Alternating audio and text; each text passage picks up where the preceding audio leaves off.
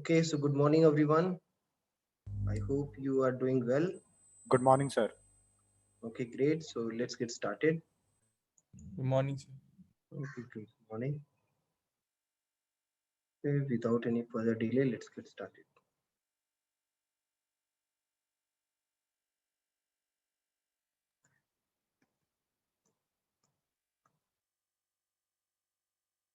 Okay, so in the last class, we have started about emotional interaction. In the same note, let's go ahead and complete the remaining lecture. So to start with, I would like to play I would like to play a video which is very close to my heart when I was living in Singapore. So this video from Singapore, please have a look. Good morning, sir. May I have this?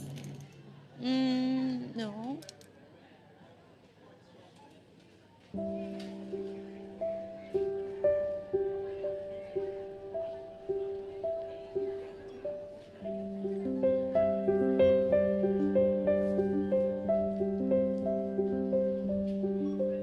Why don't you get something special for Grandpa?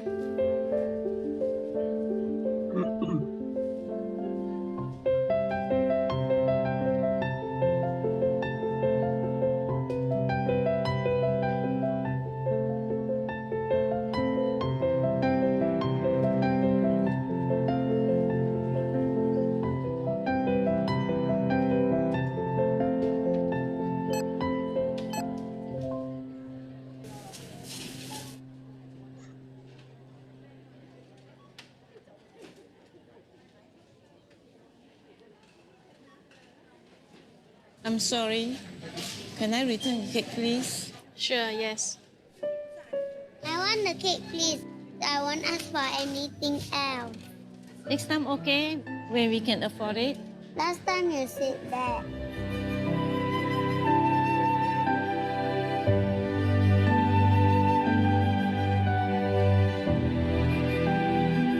You don't want this? I'll take it back.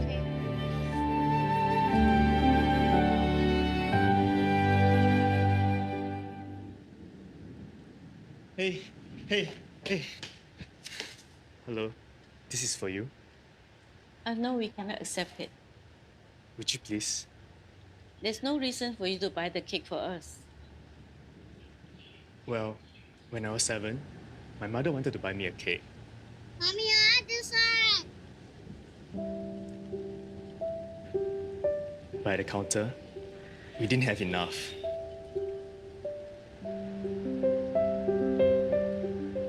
Can we get something else? It's my birthday today. Can I choose my own cake, please? I'm sorry.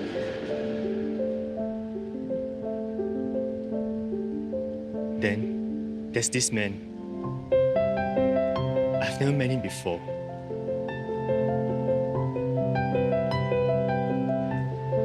Here, have the cake. Happy birthday. I didn't know his name. I never got a chance to say thank you. I've never forgotten about him. The man in the queue. Thank you. No, thank you. Can I have your contact number? Let me repay you when we have the money.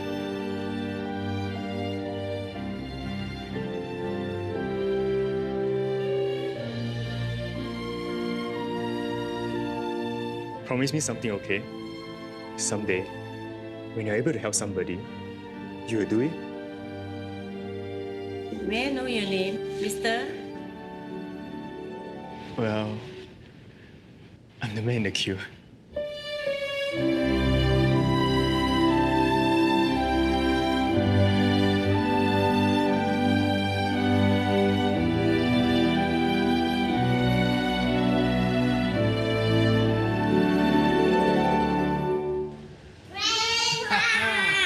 I chose this cake for your birthday. Wow, this is my favorite. Thank you. Let's go and put some candles. Oh, careful. You shouldn't have spent the money. Actually, I came and paid for it. You give me this note. Please write down your address. I'll bring the money back to you later.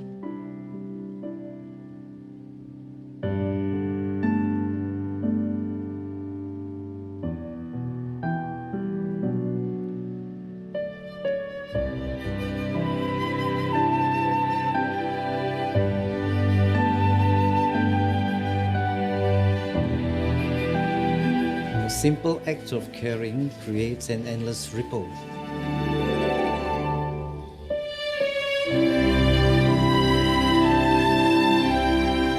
That comes back to you. Thank you.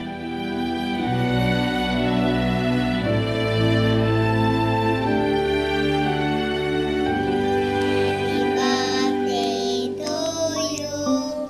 Happy birthday.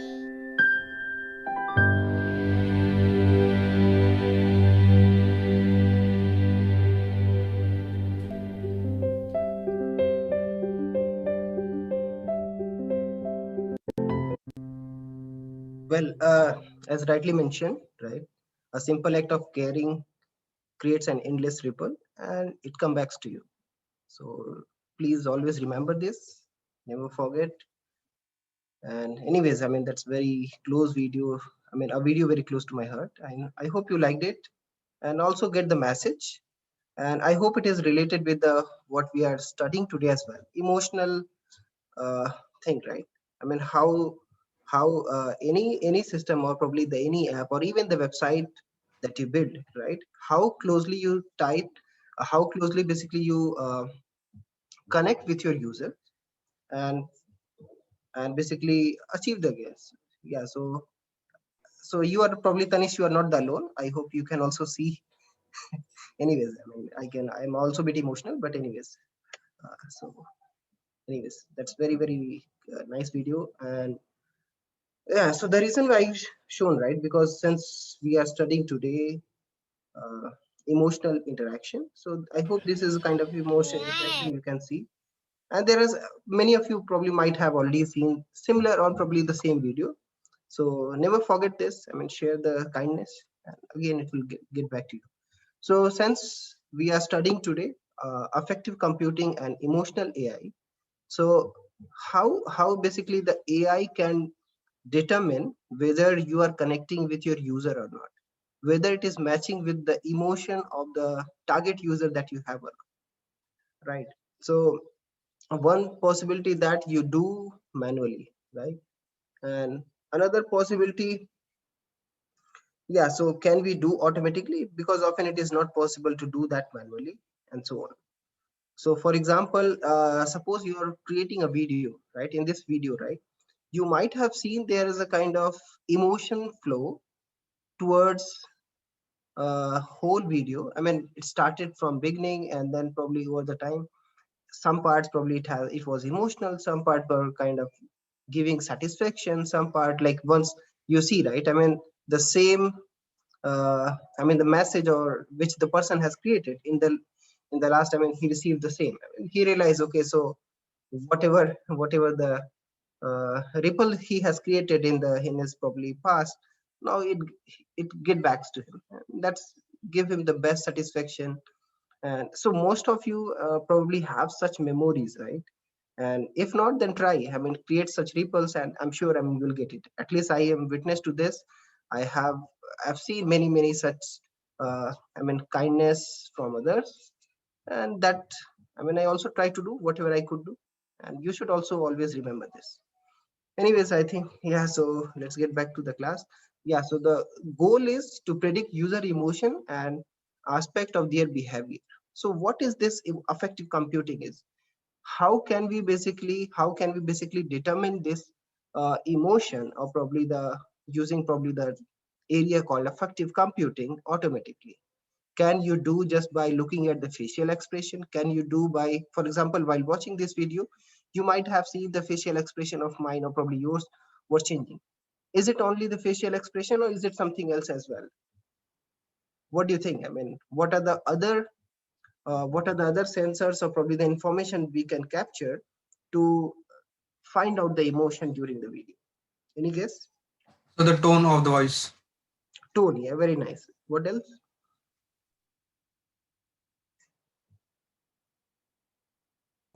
Eyes expression. Facial expressions. Yeah, So yeah, if the very video nice. is like in the Someone portrait mode, we can see very the body language of the person. Very nice. Someone has mentioned about heartbeat, right? Very nice. Yeah, so heartbeat or even the touch, right? I don't know. I mean, your heartbeat or even the way, I mean, skin, basically the changes. I don't know. I mean, skin not in color, but probably by temperature or by like if you got angry, probably you make it bit tight and probably lose. I don't know. I mean, yeah. So can we do something like that? So let's see another video.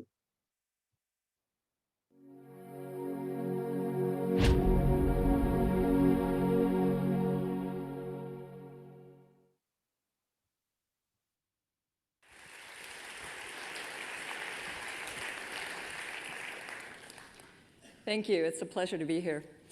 When something really matters, it elicits emotion. And how do we help people communicate emotion to make life better, whether at home, at work, for your customers, for your kids at school? Our challenge at the MIT Media Lab and at Affectiva has been to come up with better ways to measure and help people communicate emotion.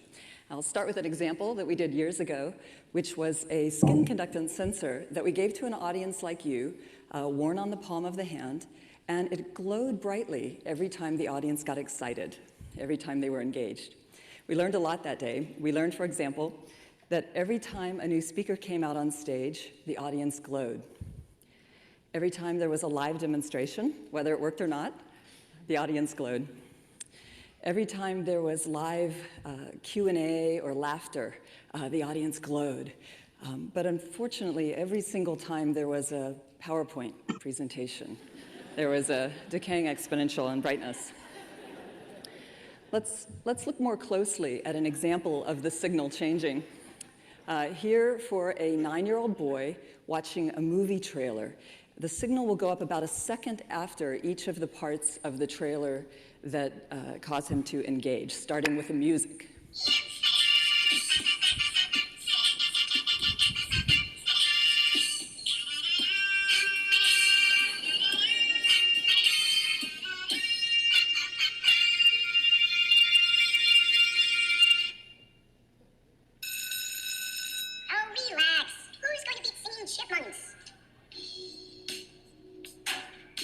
The 3 biggest beats.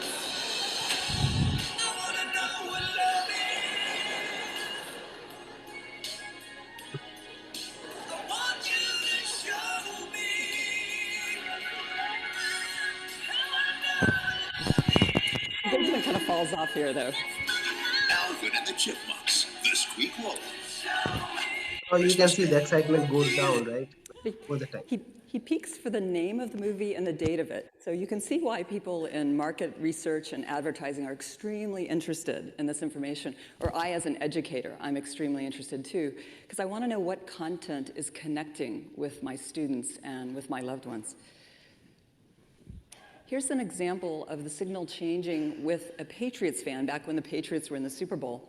And this one illustrates an important point about skin conductance, and that is even as we measure the autonomic arousal of a person and their excitement, this goes up with things that are good or bad. So we see it go up here when the guy has, when his favorite team scores a touchdown. It also goes up during an end zone overthrow. So it goes up with good and bad. Interestingly, it also goes up during a Doritos Mouse TV commercial where the mouse comes out and catches the man. It's interesting now that we can get this information in real life to see how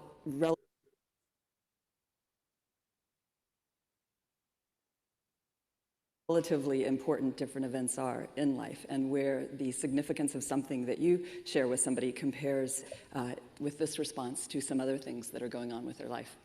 What drives this signal? The skin conductance is driven by the autonomic nervous system, sympathetic nervous system response. Your autonomic nervous system has 2 main branches, the sympathetic and the parasympathetic. The sympathetic can be thought of kind of like stepping on the gas in the car. It revs your heart up. It causes the skin conductance to increase. The parasympathetic causes the heart to decrease. Sympathetic is thought of as fight or flight, parasympathetic as rest and digest. Almost all the organs are innervated by both the sympathetic and the parasympathetic, except the skin, which gets the pure sympathetic, which makes it ideal for us measuring this fight or flight response. Now, I became interested in measuring this response when I started working a lot with people on the autism spectrum who are non-speaking. The most heartbreaking stories that I hear from these, from the families and individuals themselves when they later acquire the ability to speak, is that the changes that were worst were when they got kicked out of school or shipped off to an institution, removed from learning opportunities. So it's a very interesting video. So I recommend watch whole video because it's a bit long video. So I don't want to probably play full video at the moment, but at least you got an idea, right? I mean, even the skin conductance, right? Or probably even it can help the people with autism, or probably it can help in the people in the healthcare if you consider the emotion. Because sometimes even the people cannot speak, right? I mean, be it the people, students, or probably the kids suffering from autism, or probably aphasia, or probably something. So sometimes you don't want to probably build some product which they should get irritated, or probably they don't feel comfortable. You want to keep them happy, and so that, because if they will be happy, they will get benefit from the product that you're building, and they will basically get they will be happy, and basically the outcome of your whatever the product that you're willing to build will be useful. So there are a lot of techniques are used, like be it like camera for the facial expression, biosensors are placed on fingers or palms to measure GSR, kind of skin conductance. Affective expression in speech, like some of you have already mentioned, like pitch, loudness, intonation, and so on. Body movement and gesture using accelerometer and motion capture. So these days, many variables are there. Even even though you don't have just variable, even the smartphone that you're covering, or probably even the glass or Google Glass or something that you're covering. So a lot of these sensor information are continuously captured and can give basically indication whether you're doing good or not. Because if you see in India, I mean, a number of people suffering from depression, a number of people basically committing suicides. Even, I mean, the number of people, they feel they are good basically, but they are probably working too much. So that, I mean, that is not, they are basically taking care of their body or probably the health and so on. So using this, can we somehow create an alert? Using this can somehow take appropriate action in order to, for the safe being or probably the well-being of the people. So, and all these are kind of very simple way of measuring or probably understanding is how about we continuously follow or probably the track the emotion of the person. So again, as you mentioned earlier as well, so there are different categories, there are different way of categorizing the different emotion, be it on static basis or be it like continuous mode and so on. So most popularly, the 6 classification categories that we are aware of, like sadness, disgust, fear, anger, contempt, and joy. So you can basically determine all these emotion using some facial expression.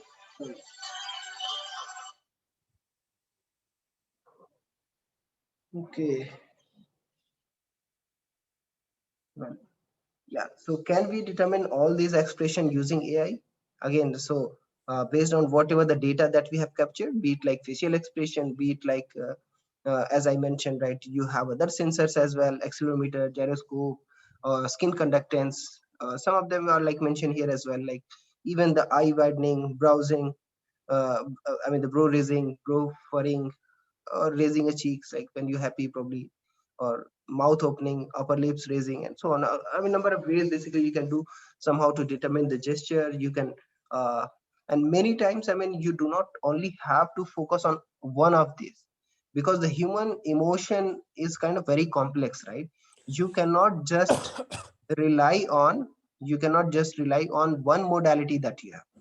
So that is why I mean, it is very important that we focus on the multimodality information that which are available. So be it like only with the facial expression. So how about we do analysis based on emotion, I mean for the emotion classification, facial expression plus skin conductance, or probably the facial expression plus probably the accelerometer, gyroscope, and whatever the other sensor information that you have, or probably the heartbeat itself, right?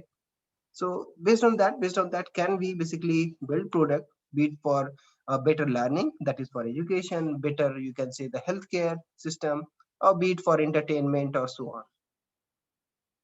So I'm sure, I mean, over the years and over the few months, many of you will be building such system through your AI, EC, or other CSAIM, I mean, whatever the background that you have. And so think about it, how you can basically build the human-centered system, be it in terms of, because uh, the best part with you is that many people just do something, coding software, something which runs in background, you don't know what is happening. So at least the best thing you have is that, I mean, you can see how it is in action, how the people get benefited, and this is something you can think of doing. So like this is one of the FDEX software. So basically they do the facial coding to determine whether what is the effective state of the person. If the user screw up their face, probably when an ads pop up during the video, they may feel disgust or happy, or I don't know, it depends on, but most of the people feel like get angry, right? And if the user starts smiling, most of the time it is kind of indication like, yeah, so okay, so who's calling again?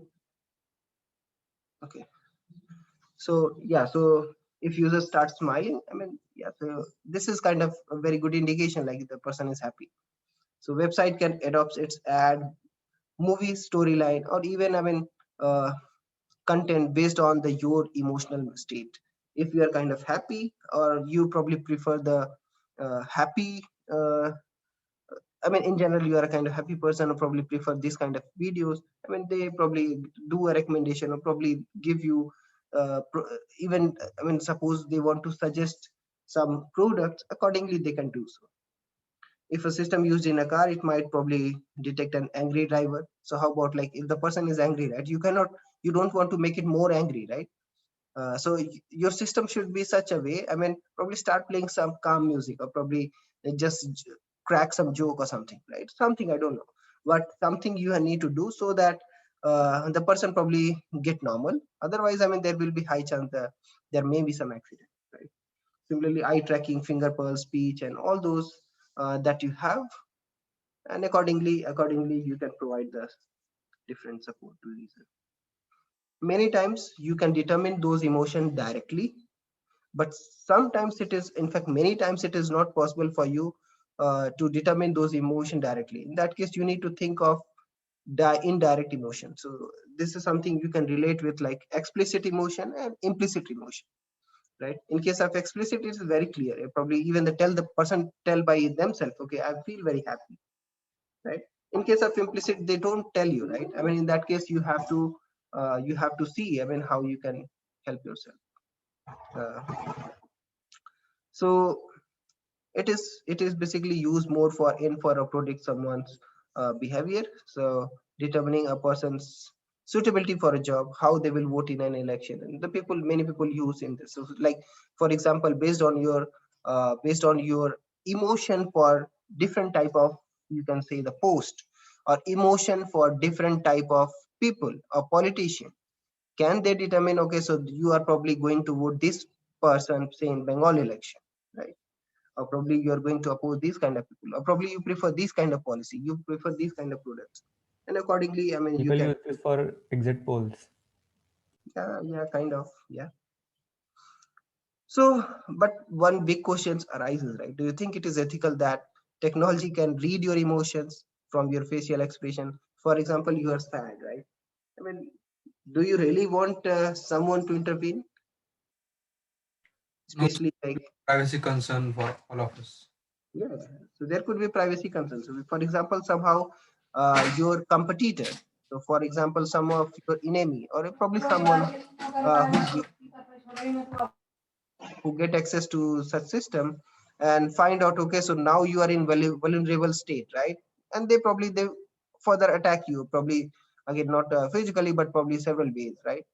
So I mean, we have to intelligently use it. And so that's why if someone is proposing such system, that should be privacy preserving. It should be in such a way that no one can get to know about what is happening between you and your device, right?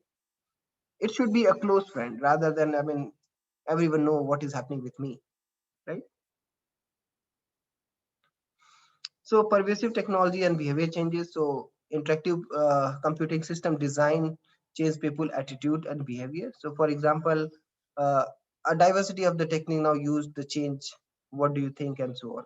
So that's why the pop-up ads come, warning messages come, reminders, prompts, and commonly refers as kind of they nudge you, right? So they nudge you based on what they think about your attitude and behavior.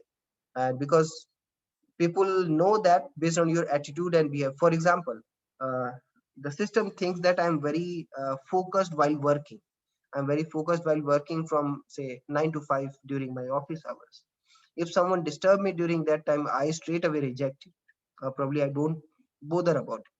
I don't open the notification or something like that. And that you can determine by several ways, right? So if you nudge me sometime during office hours, I never opened it, right? So in a way you can think, I mean, if I'm sending something, it means it is either bothering me or probably I don't want to probably open during that time. So based on that, can you understand the attitude and behavior of the person? And that's why in any interactive computing system that you design for the people, you have to keep those in the mind. When to nudge? So for example, some people prefer shopping only during the weekend. So how about only just nudge during the weekend rather than any time?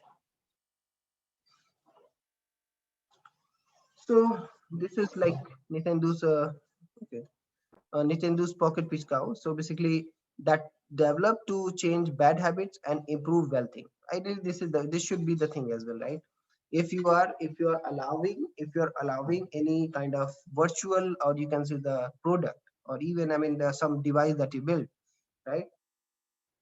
We want to basically get rid of some of your bad habits, right?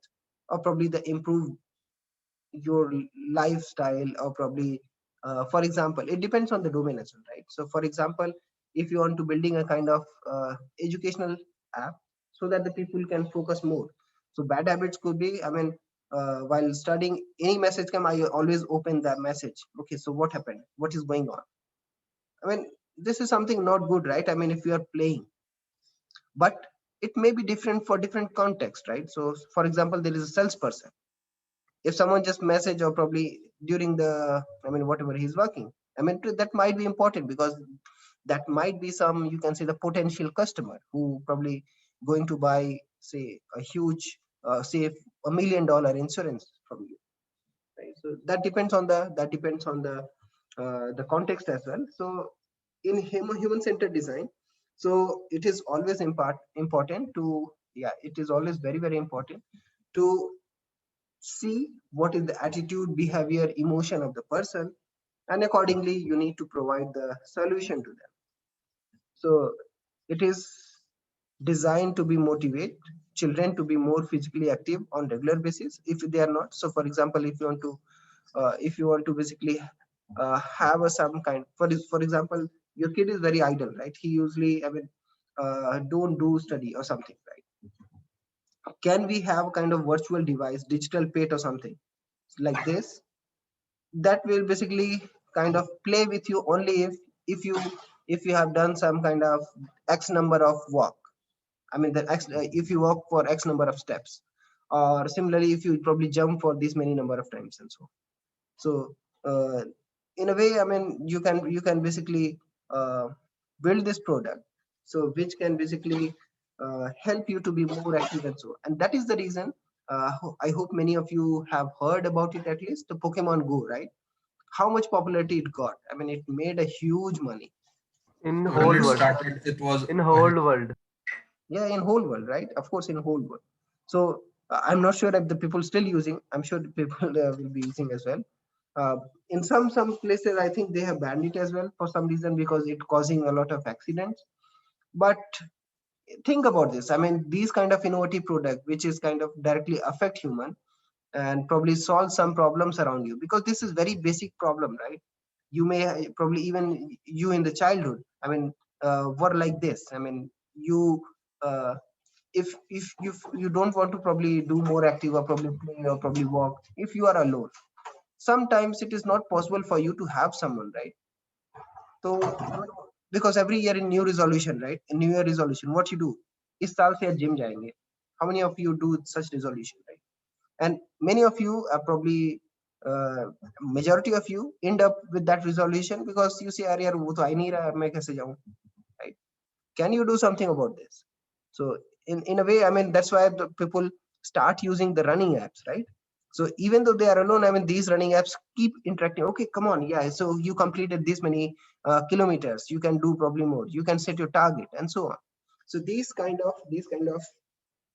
even apps or probably some kind of virtual friend help you, or virtual assistant help you to keep motivating and understand like happy Pokemon makes them feel good in this case, and probably sucking Pokemon makes them feel bad. In this way, basically, the person will feel motivated to do something. So similarly, tracking devices, mobile apps designed to help people with monitor change their behavior. So that's why people using Fitbit these days, right? I mean, so see, I mean, they want to track in the morning, right? How well I've slept, how many times probably I was just moving around and so on. Similarly, how was my heartbeat and so on. So you can basically compare online leaderboards, charts, so how they are done in relation to the peers and friends.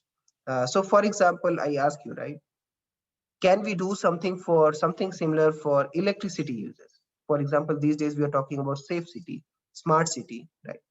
Can anyone comment how we can basically improve the electricity uses? I mean, improve in a sense, reduce electricity uses by motivating somehow. Can anybody comment on that?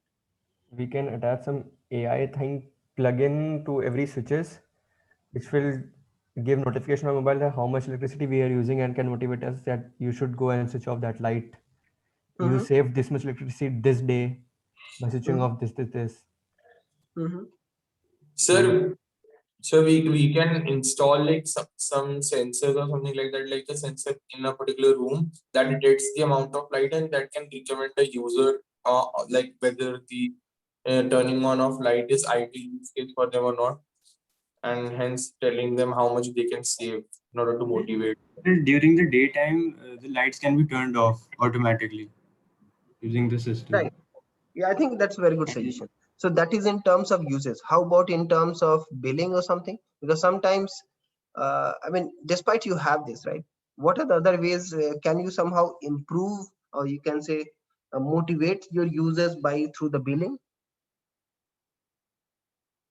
efficient billing, or probably is comparison, like in this case.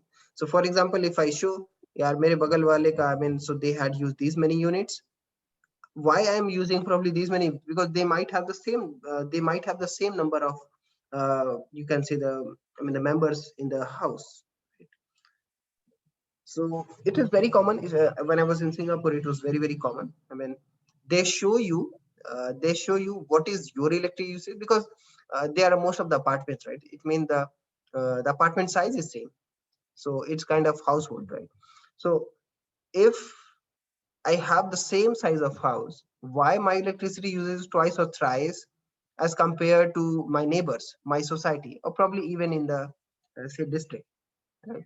So sometimes using this help you to motivate, and be bit friendly, eco-friendly, and so on. So also like one of the steps that Delhi government has taken, like they have motivate the users to use minimum electricity by giving a subsidy of like free to whose units come under 200 units, and then later on like right. So yeah, so these things, I mean, we need to do. I mean, so the government probably have done some part. As a technologist, we can do probably add many more things. So because the government says, okay, if you reduce to if you do the users less than 200, we will give.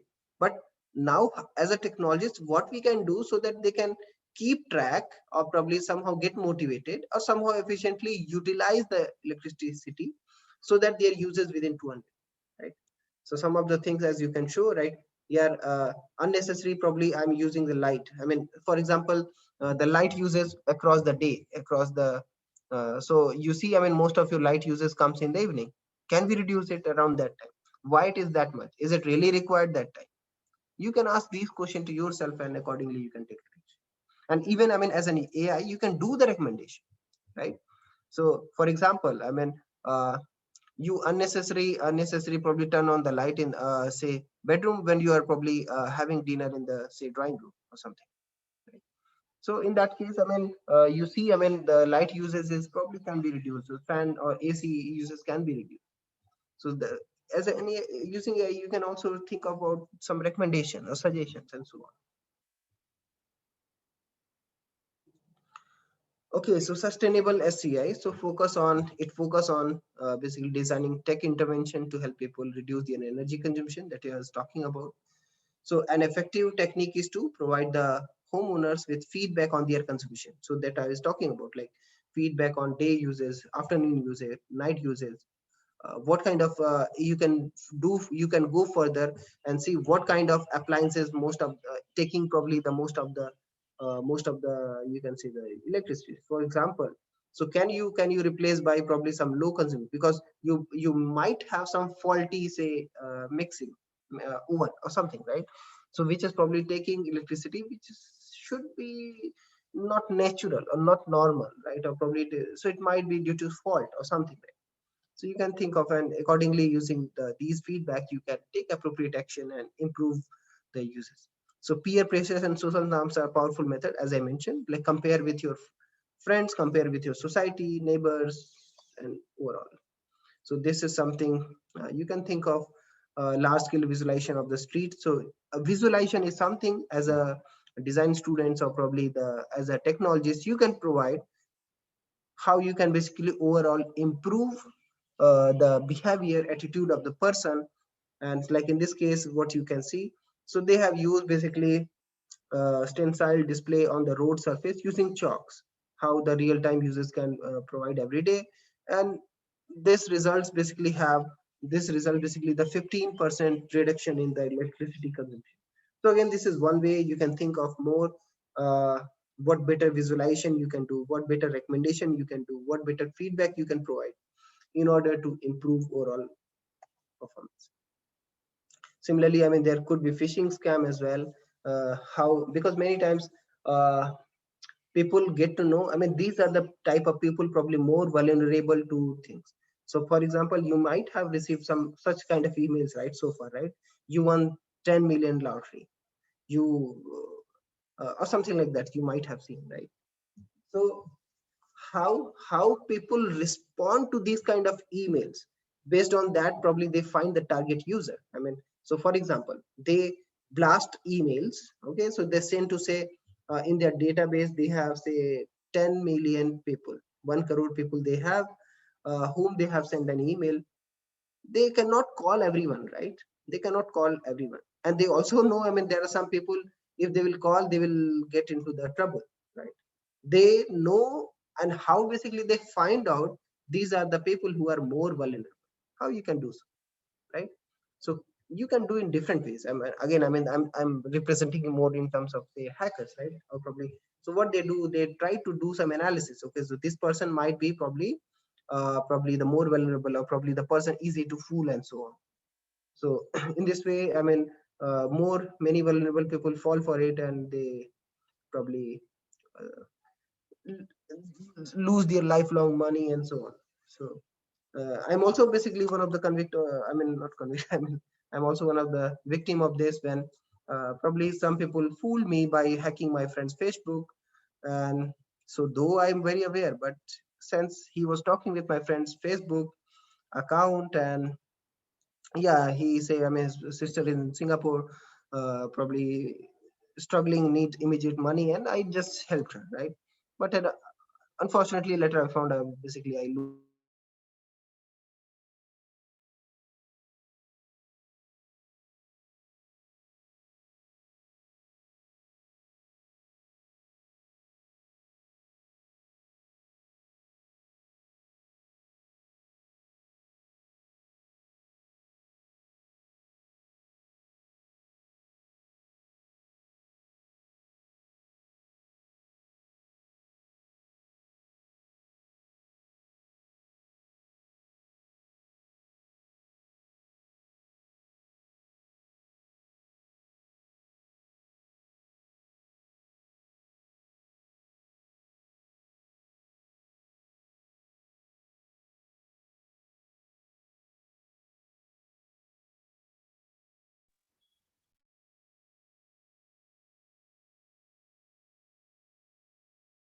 Sorry, anyone can hear me?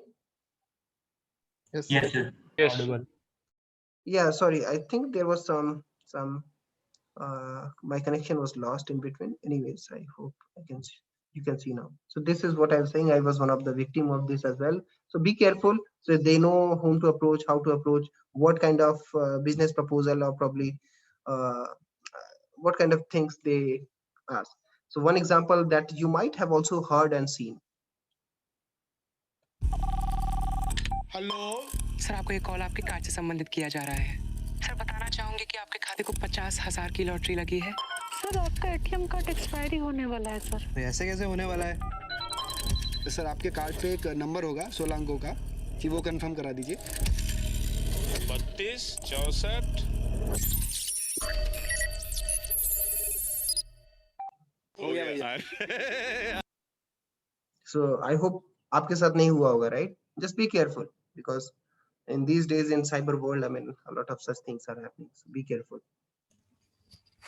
and also make aware everyone else who probably more vulnerable. So attributing anthropomorphism basically is about attributing human-like qualities to inanimate objects. For instance, cars and computers. So that's how they build an advertisement in such a way, like butters are dancing and so on.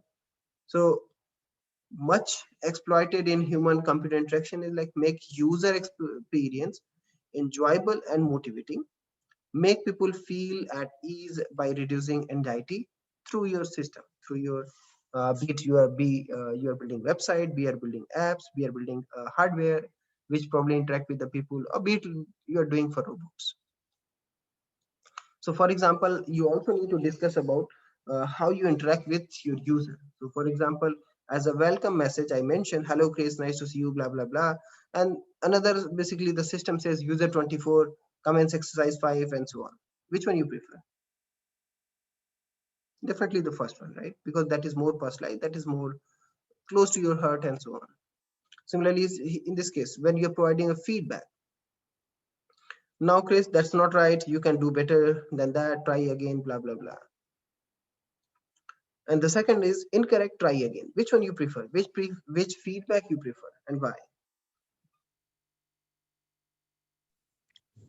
First one, of course, like it's motivating us to do better next time. Exactly. Similarly, like evidence to support this. So the research says that if basically whatever the computer system that you have that flatter and praise users, an emotional software program that result in positive impact on user. So for example, your question makes an important and useful distinction. Great job. The user will be more happy and probably get more motivated. Okay, so probably next time I can do even better. So students were more willing to continue with exercise and this kind of feedback. So just think about this when you're building anything, even in the course project. Similarly, in this case, like which do you prefer? If you have like haptic creature, if you have like Evivo, which one? Any guess? Second one. Okay, so let me play the video, then probably you can answer.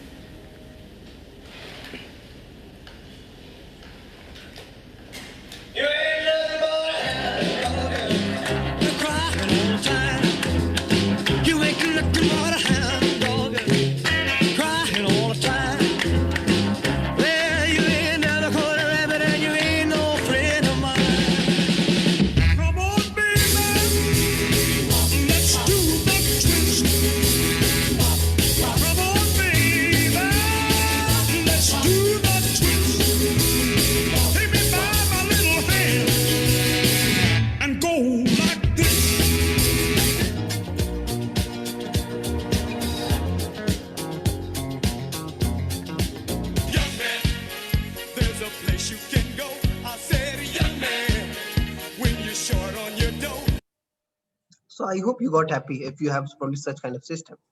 But what could make you even happier?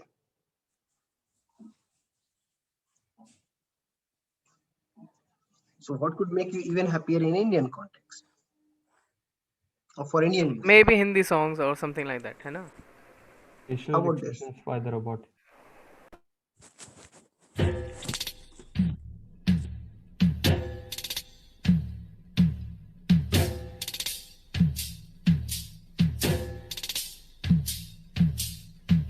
Do you know which robot is this? Which company?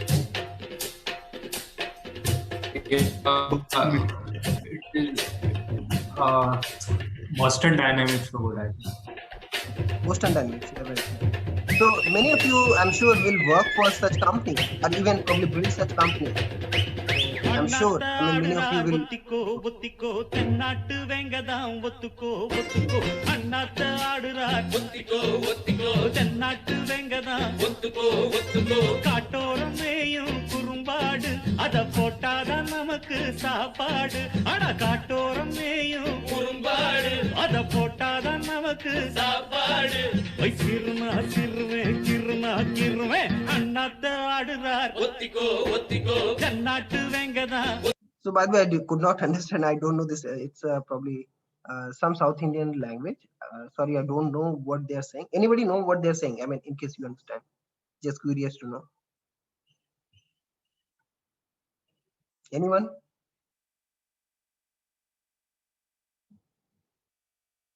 Batao bhai Gautam. You are in demand, Gautam.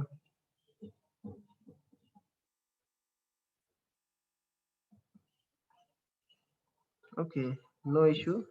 Original song is different. Maybe, I don't know. I just took it. Probably I have different portion on me as compared to the previous one. This one is different.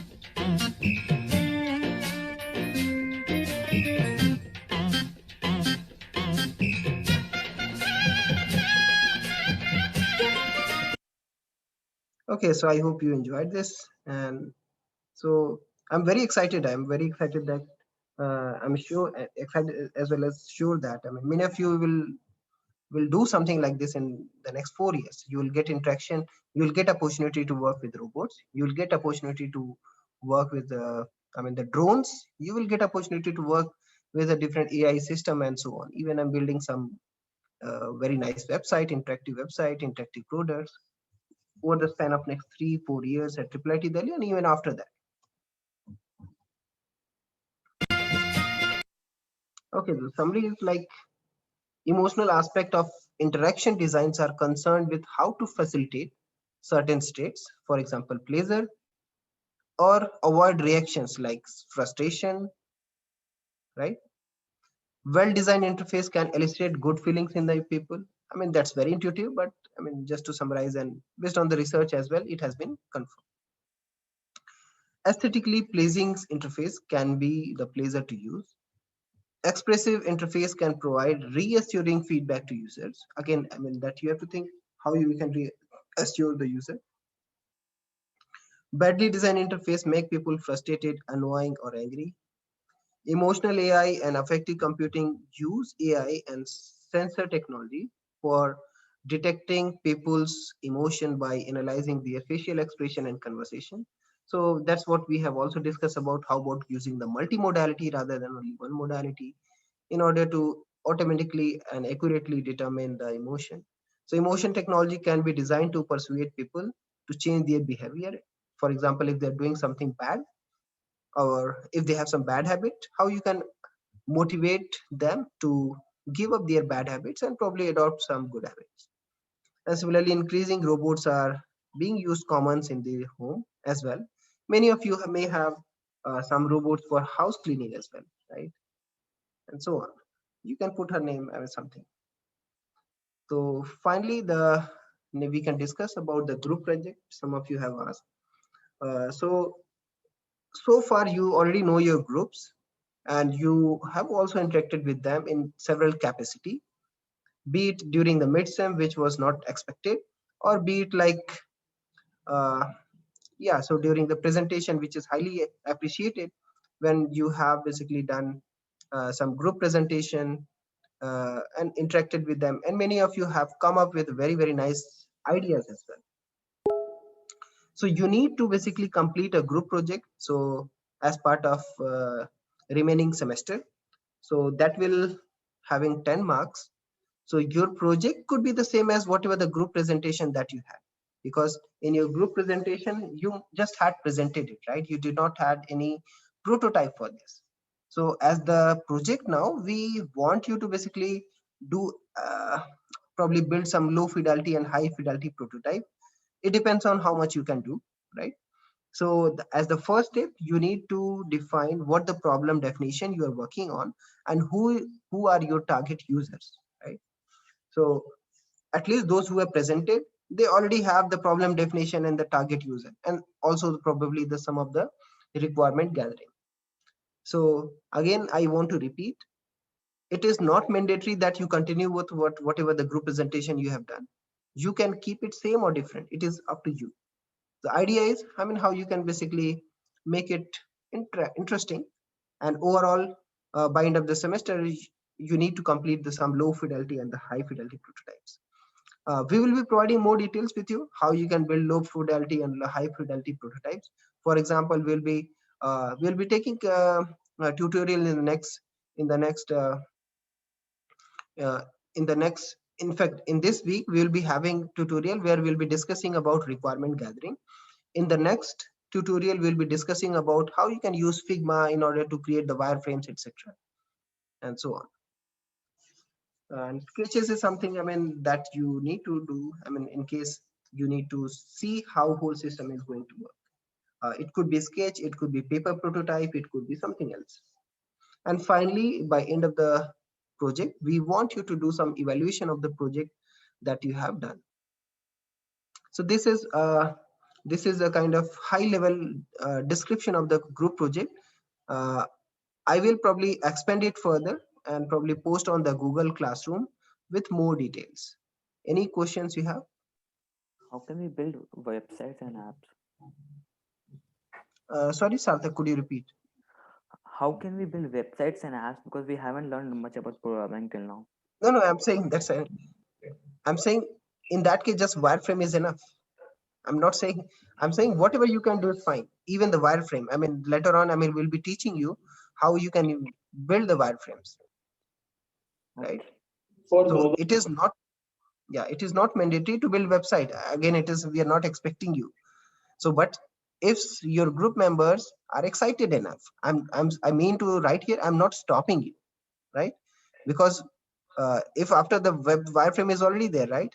I mean, it's very easy. I mean, in one day you can learn how to make a simple website. If you're excited, if you're willing, just do it. If not, that's fine. Just wireframe is enough. So would there be extra perks if you build a website or an app compared to a wireframe? So for example, if you build something, right, which is more interactive rather than just wireframe, right, definitely it will have little more impact than wireframe. But at least on that part, there will not be too much weightage, but there will be slight weightage. So basically steps 1 through 3 are compulsory steps, and like we have to do them, and step 4 is more like if you're able to do it, like if you're able to create websites and apps. No, step 4 you also have to do, but it is up to you. Yeah, it is up to you how much you can do. If you can only do wireframe, that's fine. If you can do little more, I mean, that's good. Sir, for those of us presenting a device, something like that, so we can't make a fully functioning device, right? Like building a prototype is also quite difficult. No, I totally agree. In that case, I mean, just wireframe or probably something is enough, right? Because you cannot, because in some cases you cannot. In some cases you can, then do if you can.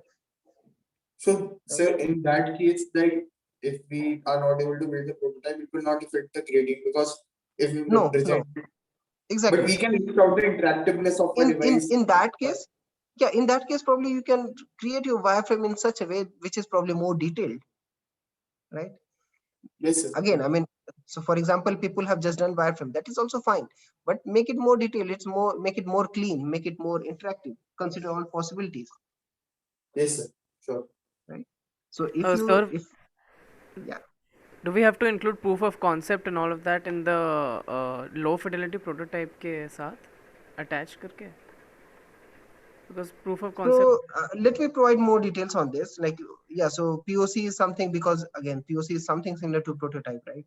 So how much you can do, I mean, so for example, even you may have seen, right? I mean, the paper prototype, right? If you're not, for example, for hardware case, if you're not able to build hardware, just build a paper prototype and simulate, I mean, the part of it. For example, inserting ATM to this, that's fine. Just insert the ATM to the paper ATM machine that you have, and accordingly, I mean, you'll show in the wireframe what is happening. Okay, and finally do some evaluation. So how much user is satisfied, whether your system is doing the task it has to be, and so on. Again, if it is not possible real case, I mean, that's fine. Just evaluate based on the wireframe or probably the prototypes that you have.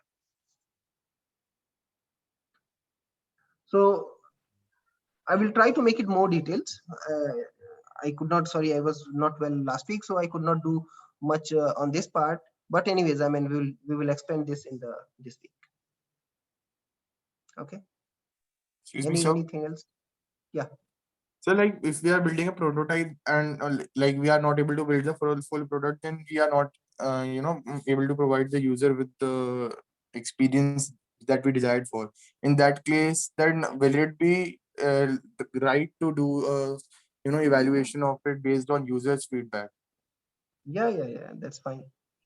So because many times it is not possible for you to get the real user, I mean, that's fine. In that case, whatever the users you have, just get it. Like interview your parents, interview your family members, interview your friends, and probably ask them to use it.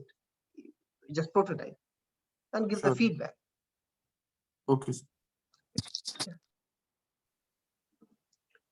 Okay, anything else? So do we have to pitch our product just like we did it last time?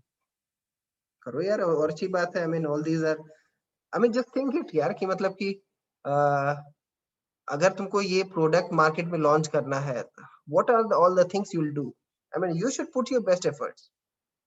And if you're putting efforts, that efforts will be visible to us and we'll be very happy to so reward them as well. So you would be listening to our pitch in class, or do we have to submit it on Google Classroom? So that will not be, it is not possible to listen to them in class, at least these many groups we have. So it is something which TAs will be doing in their tutorial session. Okay. So what I will do, I will post this on the Google Classroom. Whatever the questions you have, just keep just do some comments there. And so that will help us to refine this project description. This is fine. So whatever the doubts you have, just ask there, and we will consider them in refining the proposal. Okay.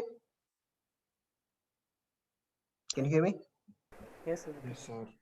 Okay, great. Yes, sir. Okay, then that's it for today, and great. So we are going to have exciting presentation now with you guys, and I'm sure you will enjoy as well. So it would be great if you can attend. So who will be presenting today? Please tell your name. Arpit, should I make you the co-host? Arpit, I made you co-host. Who else? Arpit, you can share your screen and start presenting.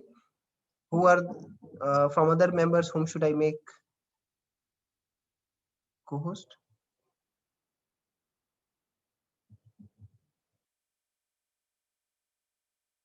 Sanvi, okay.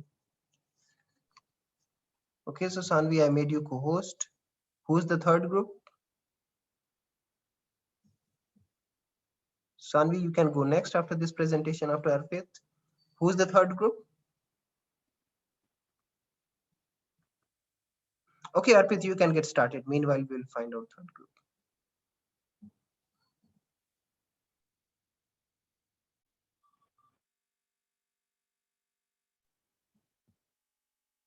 Dhruv Gupta, okay.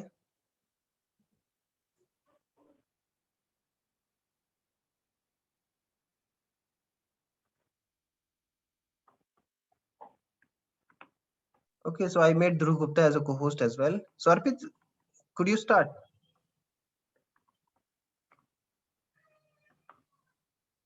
Arpit, can you hear me?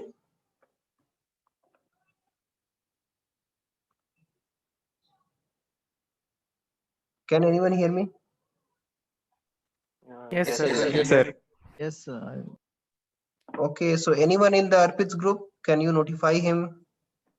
Yes, so actually his laptop is hanged, so he's fixing Okay, that. so in that case, I mean, the So next some group other can group start. can go now. Yeah, We that's what can I'm go saying. up next. Okay. Sure. So who want to go next? Please start. Please share your screen.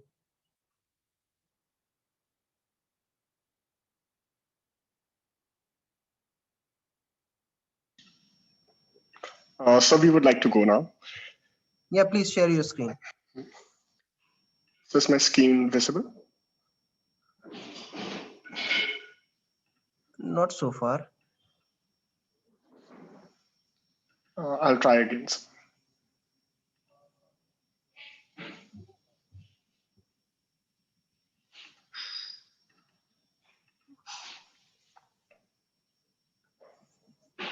So is the screen visible now? To me, it is still Arpit's Nandi has started. No, sir. It's his screen is visible, sir. I think you have some problem from your side. Last time also his screen was visible. Yes, sir, it is visible. It is not visible. Okay, great. So what we No, can do, no, you sir, guys it is can not start. I will visible. join again. Yeah, I can join again. You guys So start. you can change the option. Sir, go to view option. options. You can go to view options and then choose Dhruv's screen, sir. Okay, view option and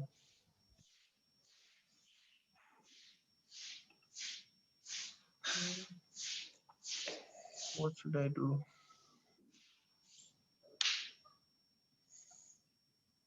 In the view option, what? Yeah, okay, I can see now. Okay, Dhruv, please start. Sure, sir. So hello, everyone. I'm Dhruv Gupta, and my team members are Apurva Agrawal, Tanish Gupta, and Yukti Rao. So for our group presentation, we have the topic as Wi-Fi. So now I would like to start. So basically, what is Wi-Fi? So Wi-Fi is a wireless networking technology that allows devices such as computers, which are laptops, desktops, or mobile devices like smartphones and wearables like a smartwatch and other equipments, printers, and video cameras to interface with the internet. It allows these devices and in many more to exchange information with one another, creating a network. So this is a picture of how one reacts when he gets a free Wi-Fi. Now, so good Wi-Fi connectivity is essential for Internet of Things product success. Internet of Things, IoT, momentum is bringing connectivity to devices we never thought would ever be connected. Now you can clean your room without having to touch your broom. You can simply send a command to the vacuum cleaner using your smart device.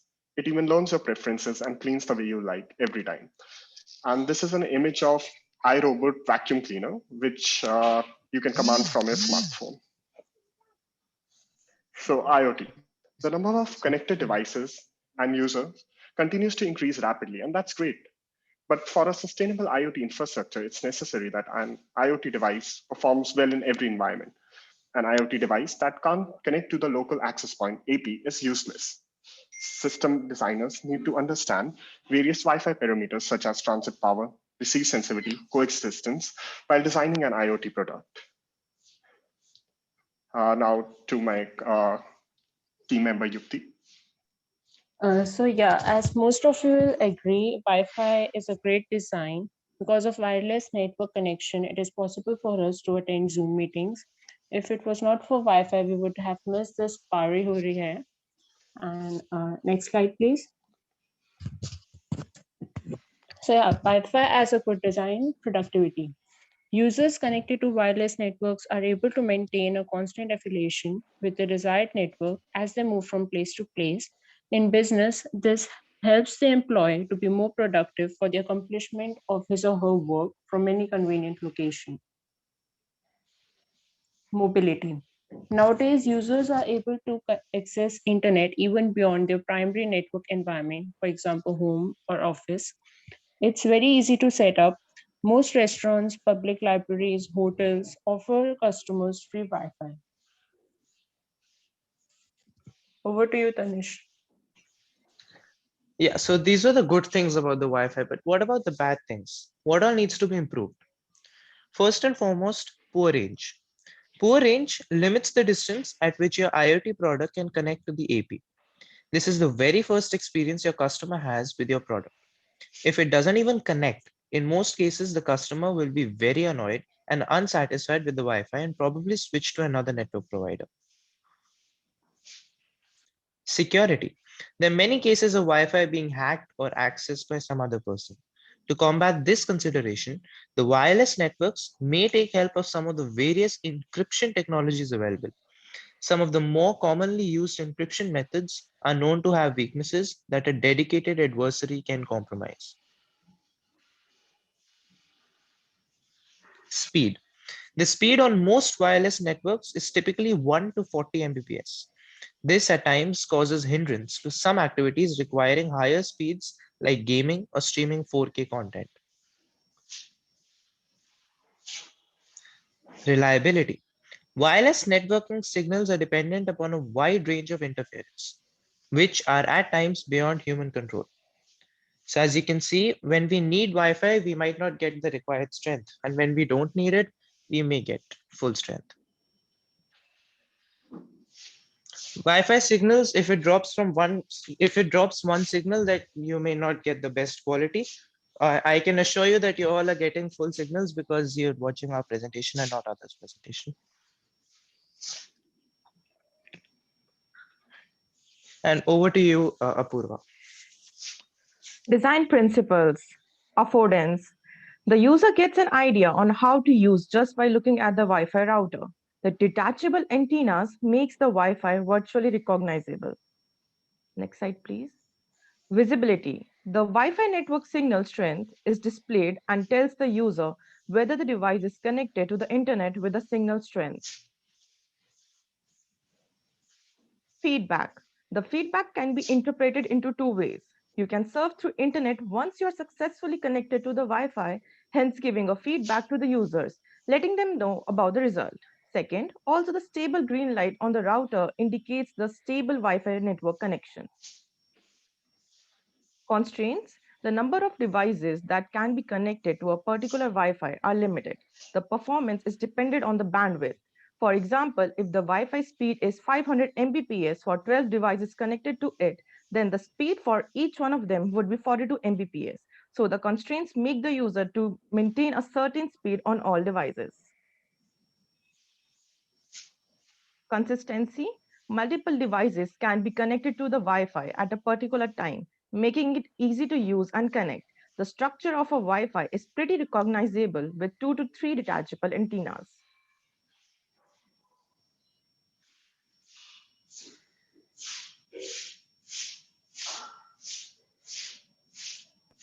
Thank you so much. We hope you've been entertained. Okay, so thanks. So how you can solve kind of SCI related kind of applications using Wi-Fi here? I mean,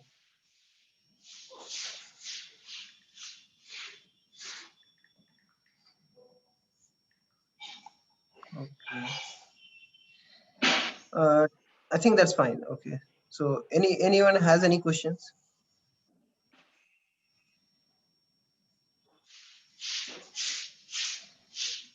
I had a query regarding the topic as such. Sure. Meanwhile, probably the next group, share your screen. Like if we consider that multiple devices connecting is a constraint on the user, then why will we say that the consistency is maintained all across the devices when we are connecting multiple devices? And like, isn't it contradictory to both the statements? Like, if it is a constraint, then how can it be a consistency?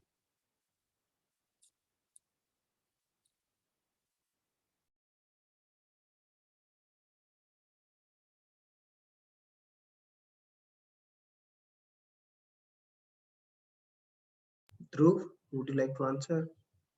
Yes, sir. So for constraints, it basically limits the number of devices that can be connected at once. And so that a user gets a particular amount of speed so that it doesn't get too degraded. And we wrote it as an example of consistency as well, because in case of because it's a consistent thing that through a Wi-Fi you can connect multiple devices. We did not specifically mention that how many devices you can connect, but it was just a function that you can connect to multiple devices. That's the representation of the consistency over here, I think.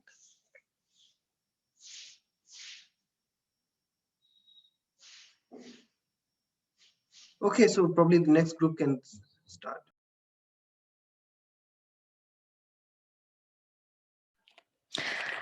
Good morning, Rajiv sir and my fellow mates. Our app name is SAS, Jaane Hai Khas. This is an app. This is a presentation by Sanvi, me, Abhishek Jha, and Shailja Agarwal.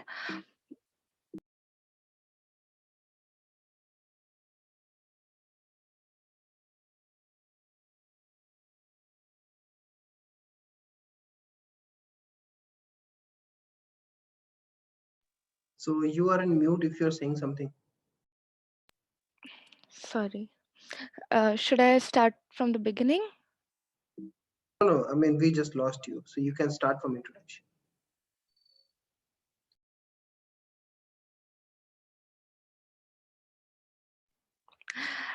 Good morning, Rajiv sir and my fellow mates. This is an app named Jaane Hai Khas. This is an app which we tried to create that will help. I don't know how to handle this, sorry. This is an app which provides people all the medical help by taking the personal details and medical problems. Then it will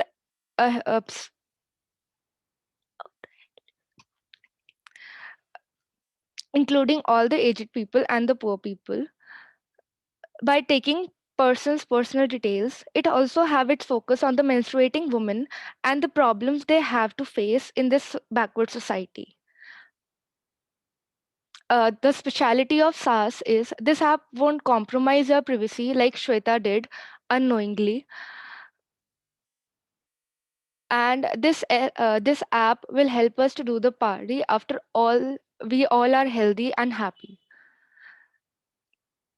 This is a prototype of our app. This will ask like if you are feeling sick, then you can book an appointment with the verified doctors. It will ask that if you are out of medicines, you can order the medicines online. And if you are menstruating or you want to buy the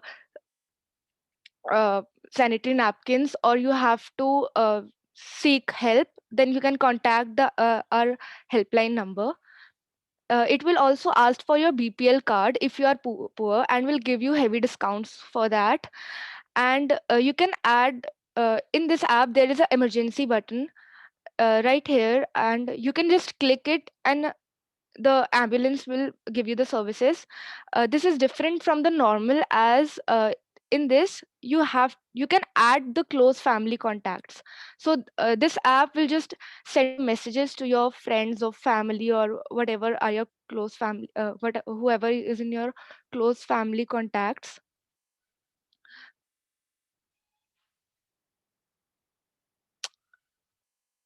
To Mr. Jha, you can say. Yeah, so now I'll be discussing about the problem solved by our app SAS. Sanvi, can you move to the next slide? Yeah, so the first problem solved by our app is that we normally see a dearth of medical facilities for old age people. It's a common scenario in modern era where children tend to move to different cities for employment, leaving alone their old age parents. It becomes hard for such old people to find suitable medical facilities for themselves. They find it hard to arrange for medical help financially as well as physically, as they don't have anyone to look after them. Even if they're physically fit, they normally face a lot of problems due to their inexperience with the modern technology. Our second problem that our app solves is the inability for poor to get appropriate medical facilities. A huge proportion of rural and urban population in India are unemployed and impoverished. It's hard for them to get suitable medical help at an emergency situation, and they don't get proper timely treatments.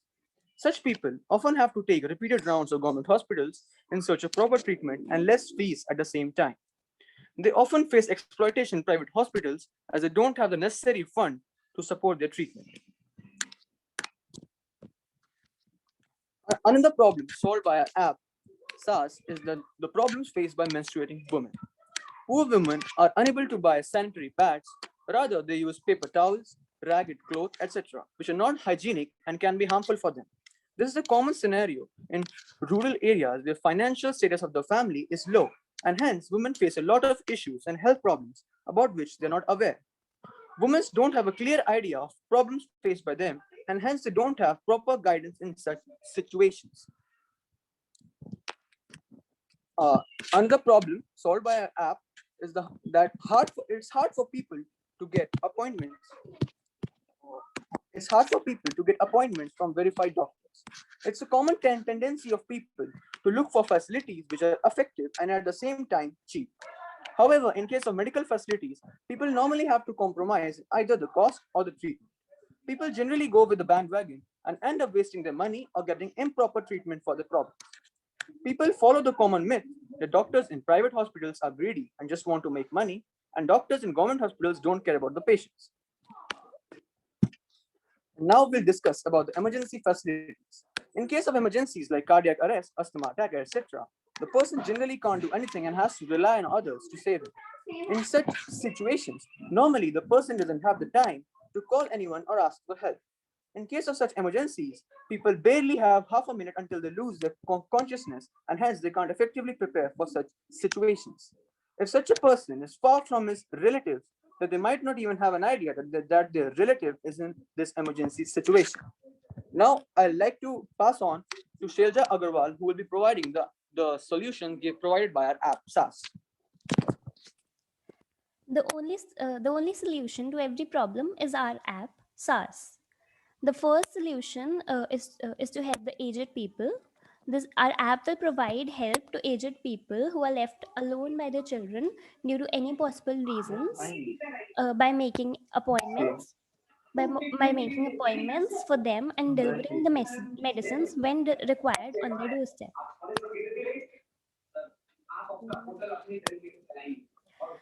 The next solution is to provide resources to the ones in need. Poor people can scan their below poverty line card, and that will show that that will be a reason that we'll provide extra discounts to them. And provide medicines also at a discounted price. We would then also do the respective treatment needed in lowest possible price with the best doctors. The solution for menstruating women is that our app would provide sanitary napkins to the menstruating women on a price much lower than the market price by just calling on the toll-free number provided in the app. And we will also create awareness about menstrual hygiene among the backward sections of the society, and will help to remove the taboos that are related to menstruation. You can also book appointments from verified doctors. Our app would provide ratings for specific doctors, and after seeing the nearest and the best doctors, you could also book appointments online. So this will help you to look for the best doctors within your area. In case of emergency, we are the lifesavers. There will be a separate visible emergency button provided on the bottom right corner of our app. This would inform the nearest hospitals about the situation and would get the ambulance at your doorstep as early as possible. There would be an option to add a list of close family members who would then be informed about your situation and the hospital you have been taken to. The app will also have a location option. So if the user has the location on, then the close family members would also be able to track the location of the ambulance through the app. In case the user clicked the emergency button by mistake, we will provide with a cancellation button, which will be valid up to 1 minute of clicking the emergency button. User experience. Safe? Yes, we're safe. We won't leak your personal information such as your location, phone number of close family members, and everything. Accessible? We will try to spread knowledge about our app to as many people as possible, which will help people who are in need. learnable. We have a constant and an easy design, which will be easy to learn, and the users won't have a problem using the app. Affordable. The app clearly shows the options for medicines, appointments, option to contact us, and many more options. Thank you.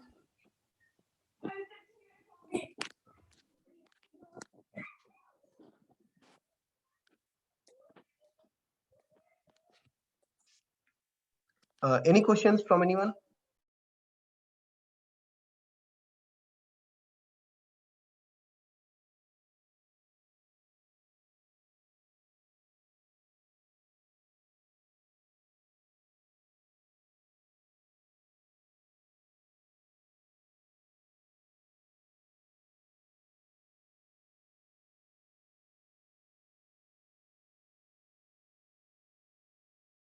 Okay, then if there is no question, please next group.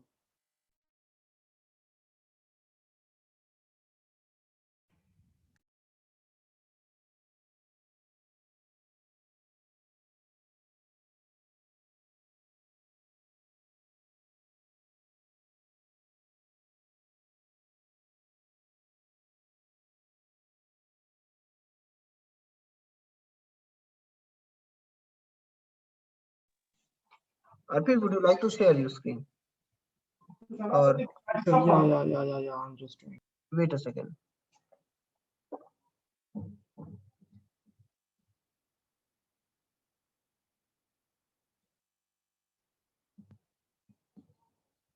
Are you able to your screen? Yeah. Okay. Please go ahead. See, is it visible, sir? You can arrange some from somewhere. Hello, is it visible, sir? Yeah, it is. All right. Good morning, everyone. Today, our group 3-1, including Adarsh, Anjali, Aryan, Vijay Krishna, and me, are going to present our product, Brain Gear.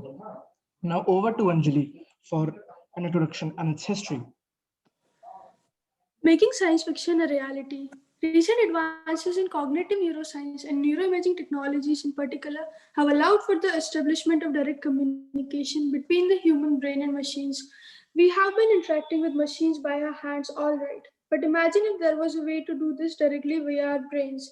It is particularly important for people suffering from neuromuscular injuries and neurodegenerative diseases. Brain-computer interaction has endless applications, be it commanding drones or wheelchairs, creating music or art, or adapting digital experience to real-time emotions. The interface between the brain and computer has never been easier. Next slide.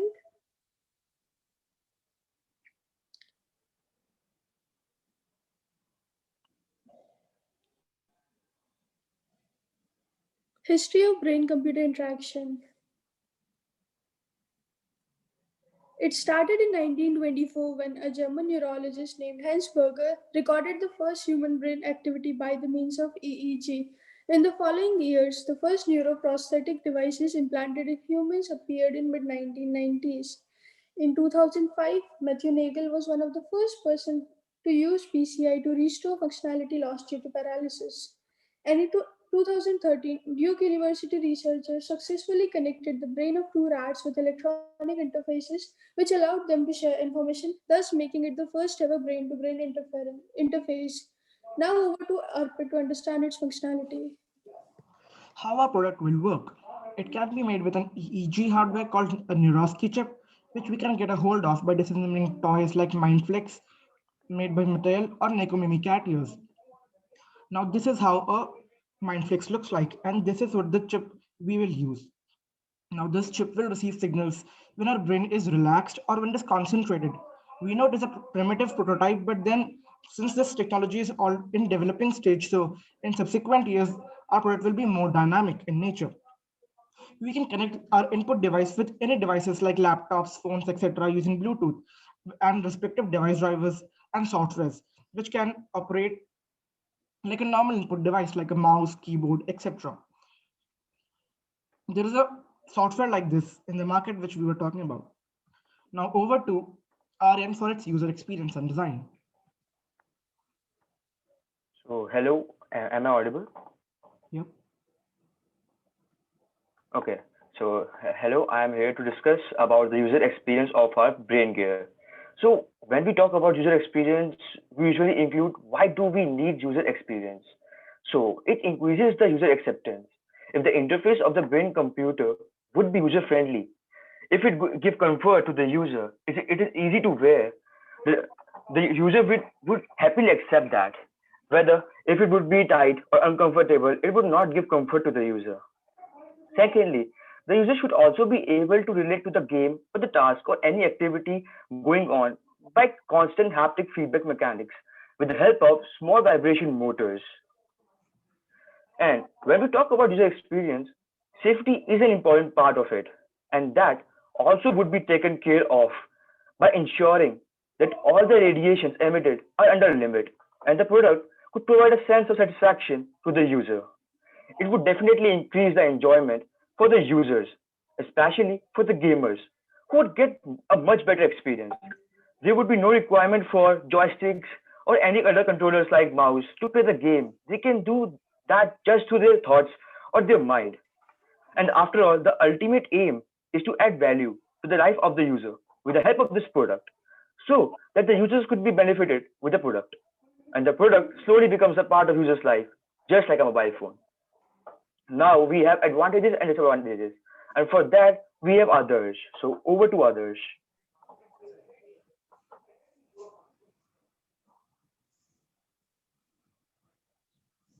Others, are we there? Are you there?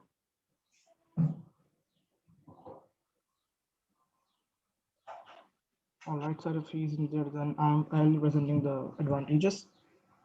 Advantages. Now, our product has several advantages, like it can allow paralyzed people to use prosthetic limbs just by thoughts, and it can transmit visual images to the mind of a blind person, which can help them to see. It can also transmit auditory data to the mind of the deaf person, allowing them to hear. It can allow gamers to control the video games with the help of their mind.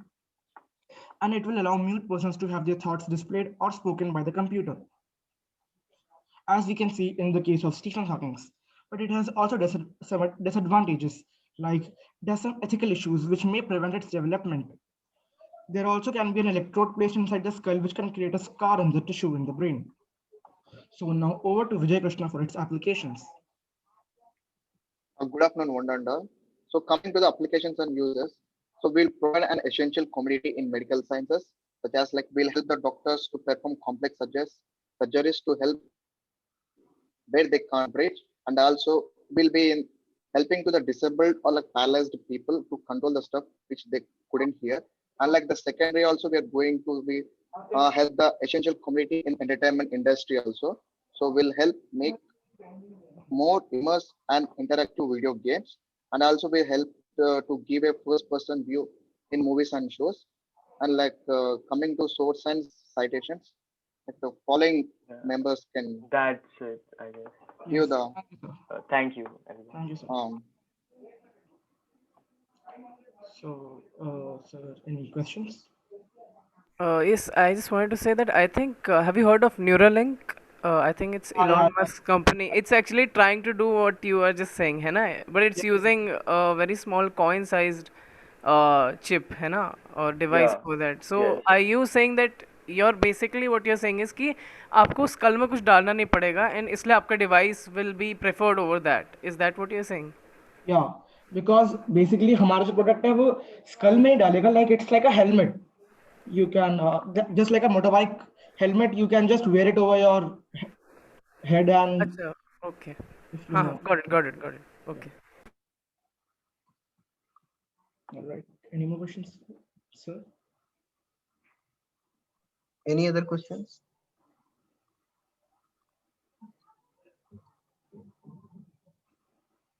So, did you see any other competitor? I mean, anyone others doing this? Sir, we in our research we did come across to various research papers, but in the sources and citations we did see some of the people making some prototypes, but it wasn't any industry grade stuff. So we can make it industry grade if we have the perfect technology and all.